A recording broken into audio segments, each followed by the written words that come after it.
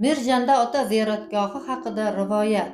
Shahobiddin Suhravardiy Shimoliy sharqiy Eronning Jabar o'lkasidagi Suhravard shahrida tug'ilib, bozorga kelib qolgan.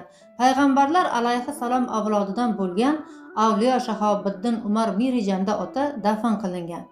U kishining nomi bilan bu go'sha Mirjanda ota qabristoni deb yuritilib kelingan. Arxeolog va tarixchi olim Kochenevning 1979-yilda nashr etilgan Qarshi vohasida olib borilgan qazilma ishlar haqidagi asarida G'uzor namozgohi shimoli sharqida Mirjanda qabristoni bo'lib, u yerda Shayx Shahobiddin Umar dafn etilganligi yozilgan.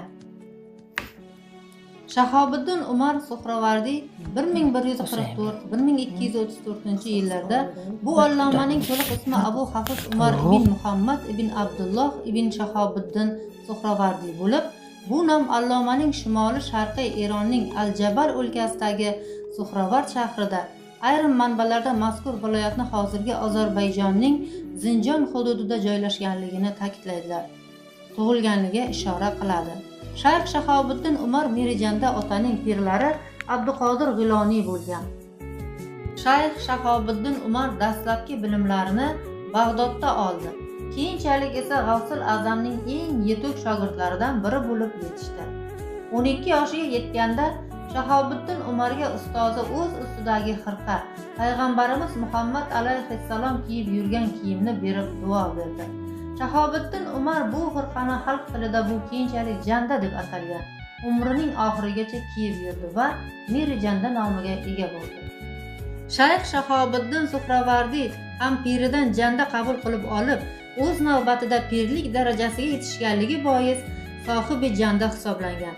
Xalqimiz orasida buyuk sufiy kiygan jandaning noma'lum sabablarga ko'ra bu yerga kelib qolganligi hamda uzoq vaqt, ya'ni yaqinlarga qadar shu masjidda saqlanganligi bois Mirjanda Jomiy masjidi nomini olganligi haqida bir qator rivoyatlar yuradi.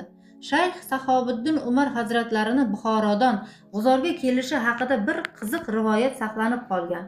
Mo'g'ullar yurtni istilo qilgan, xalq qiyin ahvolda yashayotgan bir paytda Shahobiddin Umar Buxorodan chiqib Samarqandga boradi. Shaharga kirsa bir nonvoy non yopib turgan bo'ladi.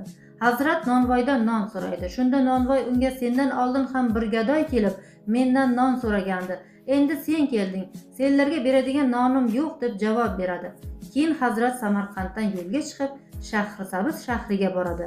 U yerda ham bir nonvoy non yopayotgan edi. Hazrat u kishidan ham non so'raydi. U kishi ham avvaliga nonvoyning gapini qaytarib non bermaydi. Hazrat qiyinchilik bilan yo'l bosib G'uzor shahriga yetib keladi. Shahar ko'chalaridagi uylarning birida bir ayol kishi non yopayotgan edi.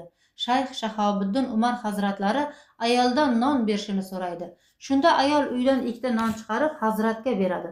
Shayx Shahobiddin Umar nonni qo'liga olib, peshonasiga 3 marta tekkizib tavob qilib duo qiladi. Samarqand va Shahrisabz meva-chevalariga Xudo baraka bersin, rohatini G'uzor ko'rsin. Shu duoning ta'siridan bo'lsa kerak, to hozirgacha Samarqand va Shahrisabzda yetishtirilgan ko'plab meva-chevalar har yili G'uzor bozoriga uzluksiz kelib turadi. Shayx Shahobiddin Umar hazratlari G'uzor bozoriga Xudo baraka bersin deb ham duo qiladilar.